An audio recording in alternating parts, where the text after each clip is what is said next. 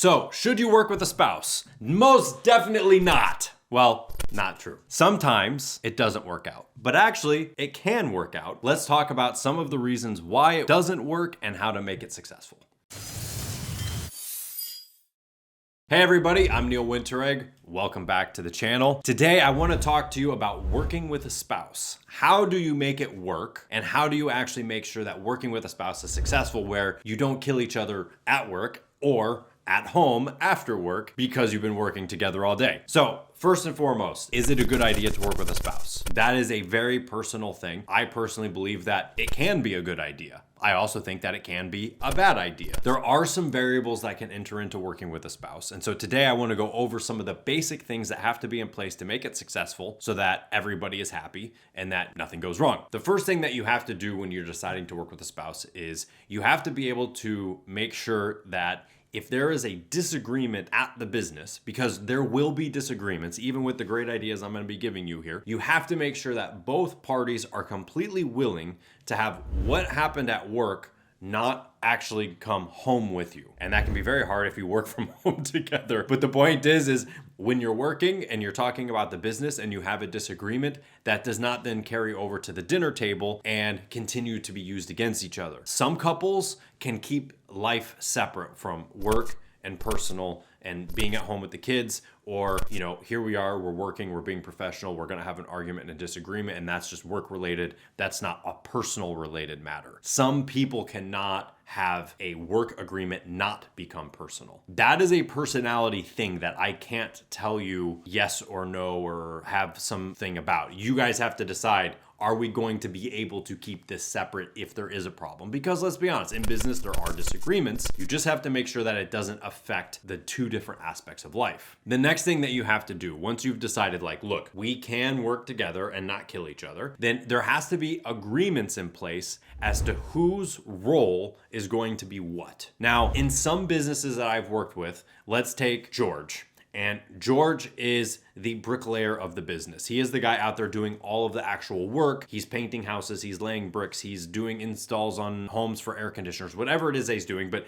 let's get the idea that George is in charge of the actual doingness involved with the business. And Roseanne is the wife, and Roseanne's job is to run the business. It's Joanne's job to make sure that the bills are paid, that people are hired, that people show up on time, and in some cases, it's Roseanne's job to really be the CEO of the business and have the vision of the business. Okay, well, in that scenario, Roseanne cannot tell George what to do, and George cannot tell Roseanne what to do. What do I mean by Roseanne can't tell George what to do and George can't tell Roseanne what to do? Well, if I'm a business and I'm a CEO and I have my brick company and I hire these guys to go out and lay bricks, then I am the visionary and they are out there laying the bricks. If one of those guys comes in and starts telling me how bad of a job I am doing as a CEO, we're going to have a big disagreement because I'm the CEO of the company. You're the guy I hired to go and lay bricks. You're not going to tell me how to run my business. You're not going to tell me how to do my job. You might have some suggestions, but if you're being very critical and there's a confrontation that is resulting as a result of you and me, I'm going to let you go and you're not going to be my employee because it's not going to work. So the same rule has to sort of apply when we're talking about Roseanne being the CEO of the business and George being the bricklayer. And what I mean by that is that George can't get mad at Roseanne's decisions necessarily. If Roseanne says, we're gonna grow the business, we're gonna hire a second crew, and these guys are gonna go out and lay bricks over here while you're laying bricks over there, George can't just sit there and throw a tantrum because he's not getting his way. So just because George wants to keep the business small, or George's mindset is, I'm a one-man band, I'm gonna go out and I'm gonna lay bricks. If Roseanne decides that we're gonna grow the business and has things figured out from a CEO's perspective of how to grow the business, there's going to be a disagreement and there's gonna be an upset. So the next thing after we have agreements in place of whose job is what, is trust in the other person to do that job and treat them to do that job, not as a spouse, but as the person in charge of that job. So if I'm George and Roseanne wants to grow the business, okay, I'm the bricklayer.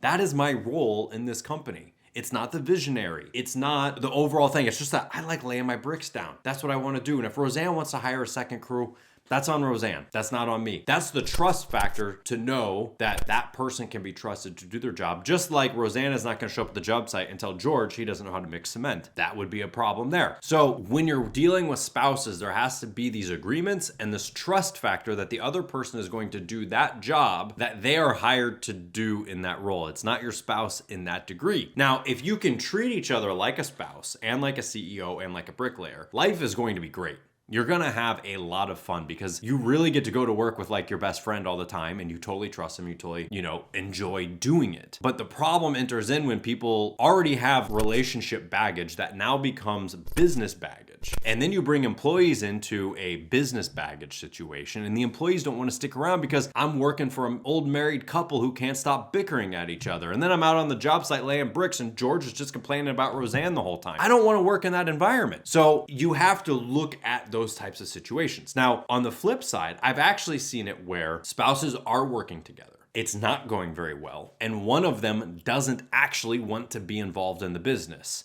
In that situation, we go in and we kind of split them apart. So one of them might just want to go be a mom and take care of the kids and focus on their own thing or focus on art or some other thing that they really like doing and leave George up to the rest of all the other stuff. The business, the vision, you do all that kind of stuff. I have seen that happen. So what do? We go in, we split them apart. We get the business stabilized to the point where Roseanne can leave the business and George can run the business and keep growing the business. And that is what we actually shoot for. So in the end, is it good to work with a spouse? Absolutely. There are situations where it just doesn't work. I have worked with business owners where working in the business relationship just sucks and they just don't get along at the office, but they get along at home. You know what? For the sake of everybody, for the sake of the business, for the sake of the employees, for the sake of the family, separate those hats out. You go be you lay bricks. Roseanne, you go be a mom. You take care of your art or your other hobby or whatever it is that you do so that you don't have to be in the business anymore and everybody's life is going to be a lot easier. So there are times where I will recommend people not work together. And usually in those situations, the couple will come to me and say, we don't know if we should really be working together. I'll be honest with you. When somebody says that to me, I'm pretty much like, then don't work together. Right? The point is, have agreements in place, have a structure as to who's in charge of what,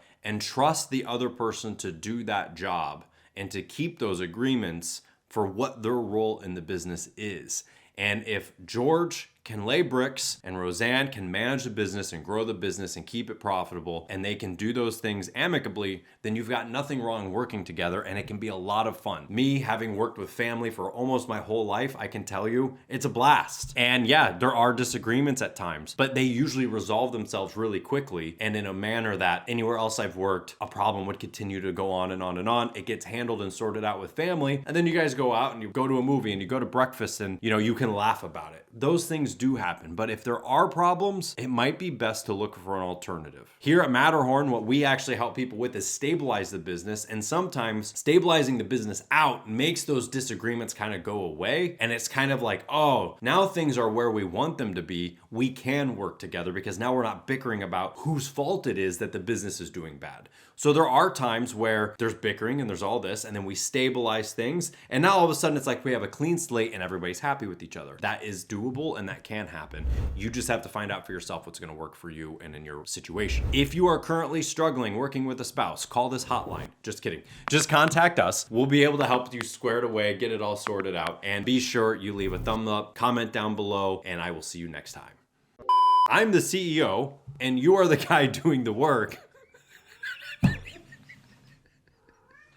Loonies, I'm filming. What? This is a first. Did you hear that? It's like, it is snack time. It is his job to do. What's happening? She's roaring after she eats her kill. And usually it's when a couple says,